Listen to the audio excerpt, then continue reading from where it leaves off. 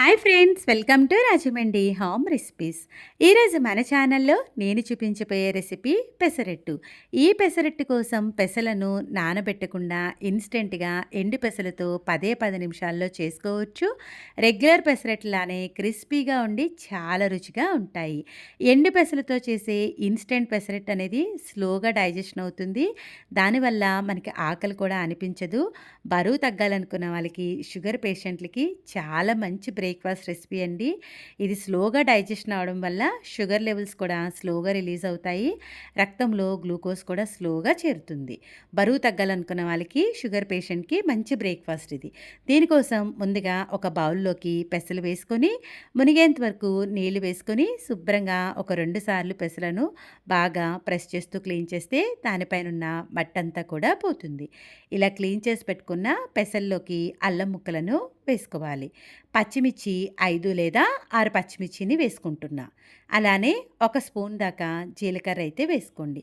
ఇది పూర్వం మన పెద్దవాళ్ళైతే, మన అమ్మమ్మలు వాళ్ళు అయితే రోట్లో వేసుకొని ఈ పెసలను నానబెట్టకుండా కొద్దిగా నీళ్లు వేసుకొని గ్రైండ్ చేసుకునేవారు. మనకి రోల్ లేవు కాబట్టి మిక్సీ జార్లో చూపిస్తున్నాను. వాటర్ కానీ ఏమీ యాడ్ చేయకుండా ఈ విధంగా గ్రైండ్ చేసుకోండి. గ్రైండ్ చేసుకున్నాక అడుగు నుంచి స్పూన్ తోటి ఒక్కసారి కలిపేసి మరొకసారి గ్రైండ్ చేసుకోవాలి. చూడండి, నీళ్లు ఏమి వేయలేదు కదా, ఈ విధంగా పొడి పొడిగా పౌడర్ లాగా అయితే వస్తుంది. స్పూన్ తోటి అడుగు నుంచి ఒకసారి కలుపుకున్న తర్వాత రుచికి సరిపడా ఉప్పుని వేసుకోండి. ఒక గ్లాస్ దాకా నీళ్ళు తీసుకొని ఒక పావు గ్లాస్ నీళ్ళు మాత్రమే వేసుకోండి. మిగిలిన నీళ్ళు పక్కన పెట్టేసి మూత పెట్టేసి గ్రైండ్ చేసుకుందాం. ఇలా గ్రైండ్ చేసుకున్న తర్వాత ఒక్కసారి స్పూన్ తోటి అడుగునున్న పిండిని పైకి ఈ విధంగా కలపండి. కలిపిన తర్వాత మరికొద్దిగా నీళ్లు వేసుకొని గ్రైండ్ చేసుకోండి. వాటర్ ఒకేసారి వేయకుండా ఇలా కొద్దిగా వేసుకుంటూ గ్రైండ్ చేస్తే పిండి అనేది బాగా గ్రైండ్ అవుతుంది.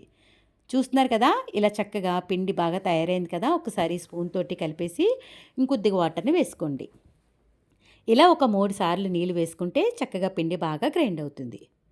మూత పెట్టేసి గ్రైండ్ చేసేసుకుందాం. పెసరట్టు పిండి అయితే రెడీ అయిపోయింది కదా. ఇప్పుడు బౌల్లోకి ఈ పెసరట్టు పిండిని అయితే వేసేసుకుందాం. ఇలా గ్రైండ్ చేసేటప్పుడు బ్లేడ్ అడుగున ఏమైనా పిండి ఉండిపోతే కనుక ఇంకొద్దిగా వాటర్ వేసుకొని గ్రైండ్ చేసేసుకోండి. ఇలా గ్రైండ్ చేసుకున్న పిండిని బౌల్లోకి వేసేసుకుందాం. ఇలా వేసుకున్నాక మిక్సీ జార్లోకి కొద్దిగా నీళ్ళు వేసుకుని ఆ నీళ్ళను కూడా వేసేసుకొని పిండిని బాగా కలిపేసుకోండి. ఈ పిండి మనకి నాననవసరం లేదండి. ఒక 10 నిమిషాలు నానితే సరిపోతుంది. మనం చట్నీ చేసేలాగా ఈ పిండి చక్కగా నానిపోతుంది. చూస్తున్నారు కదా, బ్యాటర్ కన్సిస్టెన్సీ అనేది ఈ విధంగా ఉండాలి. పక్కన పెట్టేస్తున్నాను. ఇప్పుడు పెసరట్టు పైన చాపింగ్ చేసుకోవడానికి ఇలా సన్నగా కట్ చేసి పెట్టుకున్న అల్లం ముక్కలు, జీలకర్ర, పచ్చిమిర్చి, సన్నగా చాప్ చేసి పెట్టుకున్న ఉల్లిపాయ తీసుకుంటున్నా. ఇవన్నీ కూడా ఈ విధంగా బాగా మిక్స్ చేసేసుకోండి. పెసరట్టు వేసుకోవడానికి స్టవ్ ఆన్ చేసి ప్యాన్ పెట్టి హీట్ అవనివ్వండి. హీట్ అయిన తర్వాత లైట్గా ఇలా ఆయిల్ని గ్రీస్ చేసుకోవాలి. గ్రీస్ చేసుకున్న తర్వాత మనం గ్రైండ్ చేసి పెట్టుకున్న పెసరట్టు పిండిని ఒక గరిటెడు పిండి వేసుకొని ఈ విధంగా దోశని స్ప్రెడ్ చేసుకోవాలి. ఇలా స్ప్రెడ్ చేసుకున్న తర్వాత ముందుగా మనం కలిపి పెట్టుకున్న ఉల్లిపాయ, పచ్చిమిర్చి, జీలకర్ర, అల్లం ముక్కలను ఇలా అట్టుపైన ఈ విధంగా వేసేసుకోండి.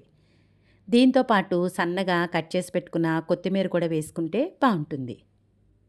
ఇలా అంతా వేసుకున్నాక గరిటెతో ఒకసారి జెంటిల్గా ప్రెస్ చేసుకోండి. ఇలా చేస్తే అట్ట నుంచి ఉల్లిపాయ ఊడిపోకుండా ఉంటుంది.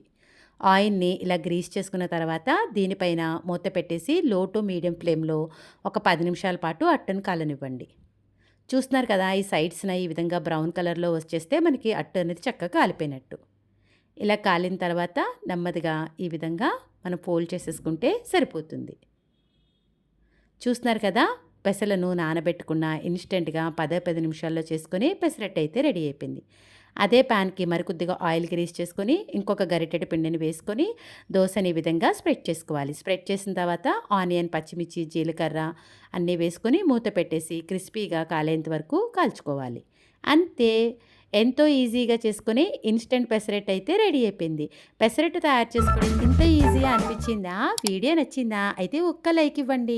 మీరు ఇచ్చే లైక్ వల్ల మన వీడియో ఇలాంటి మరికొంతమందికి అయితే రికమెండ్ అవుతుంది. ఇన్స్టెంట్ పెసరట్టుని ట్రై చేసిన తర్వాత ఇలా అల్లం పచ్చళ్ళలో నంచుకొని ఎలా వచ్చిందనేది మీ అమూల్యమైన ఫీడ్బ్యాక్ని బట్టి నా కామెంట్ సెక్షన్లో తెలియజేయడం అయితే మర్చిపోవద్దు.